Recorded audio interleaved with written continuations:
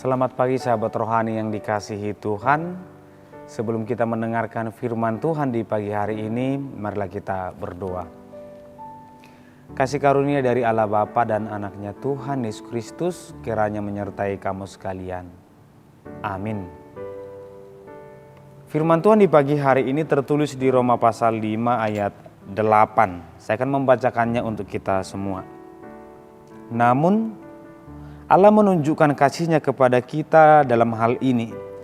Ketika kita masih berdosa, Kristus telah mati untuk kita.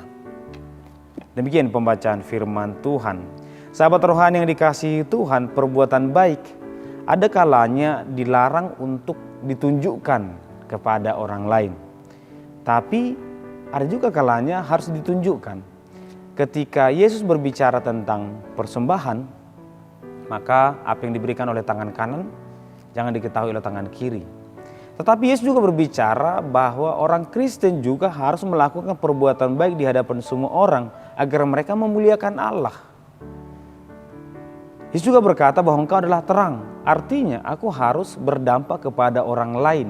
Nah, perbuatan baik ini ternyata bisa kita pahami dalam dua sisi. Memang tidak boleh kita tunjukkan kepada orang lain kalau tujuan kita adalah untuk mencari kemuliaan dari perbuatan baik itu.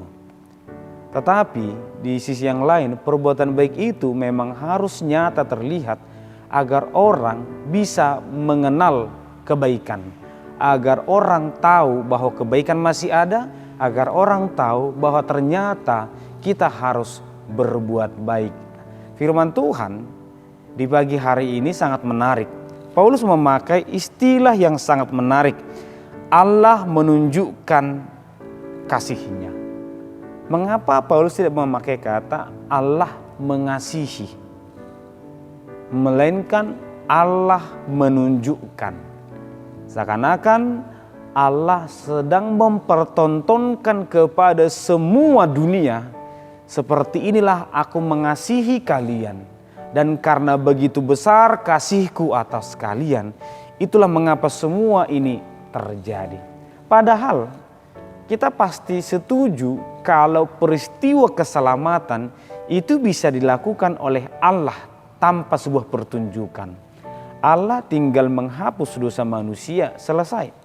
Allah tinggal berfirman, berubahlah engkau manusia menjadi manusia baru, manusia tanpa dosa, manusia tanpa pikiran jahat atau tanpa perilaku-perilaku yang buruk. Semua pasti terjadi. Tetapi persoalannya adalah kehidupan itu terus berlanjut. Kehidupan itu terus berganti. Kehidupan yang sekarang akan digantikan oleh kehidupan yang baru. Demikian juga kehidupan yang baru akan selalu digantikan oleh kehidupan yang jauh lebih baru lagi. Nah, keselamatan itu bukan tentang mengubah yang buruk menjadi baik atau orang berdosa menjadi tidak berdosa. Tetapi bagaimana kehidupan yang baru itu bisa menghasilkan kehidupan yang baik. Kehidupan yang baik itu juga menghasilkan kehidupan yang jauh lebih baik. Itulah mengapa menunjukkan kasih itu sangat perlu. Agar orang tidak hanya berubah, tapi orang tahu bagaimana cara mengasihi, bagaimana cara menunjukkan kasih Allah. Sehingga sahabat rohani yang dikasihi Tuhan, melalui perayaan Paskah kita tidak cukup hanya berkata, terima kasih Tuhan, aku merasakan kasih-Mu, sekarang aku selamat, sekarang aku sembuh, sekarang aku dipulihkan. Tetapi yang harus kita katakan adalah, terima kasih Tuhan, aku sudah melihat kasih-Mu, dan aku juga akan menjadi perpanjangan kasih-Mu kepada orang lain. Nah, orang Kristen itu harus menjadi teladan kasih Allah kepada sesamanya. Itulah mengapa baik Yesus atau Paulus, baik dalam semua suratnya, Paulus selalu memakai kata agape, kasih Allah. Apakah ini sebuah hal yang mustahil? Tidak. Itulah jati diri orang beriman, memiliki kasih Allah. Karena manusia sudah memiliki banyak bentuk kasih. Ada kalanya kasih Allah itu sangat aneh. Tetapi firman Tuhan di pagi hari ini mengatakan kepada kita, Allah menunjukkan agape kepada kita, maka agape ini harus menjadi standar kasih orang beriman. Sahabat rohani yang dikasihi Tuhan, oleh karena itu, melalui firman Tuhan di pagi hari ini, saya dan kita semua disapa untuk merenungkan, sudah bagaimana aku menampakkan kasih Allah. Sudah bagaimana orang lain melihat kasih Allah dalam diriku. Apakah kehidupan yang baru, kehidupan yang lain merasakan kasih Allah dalam diriku?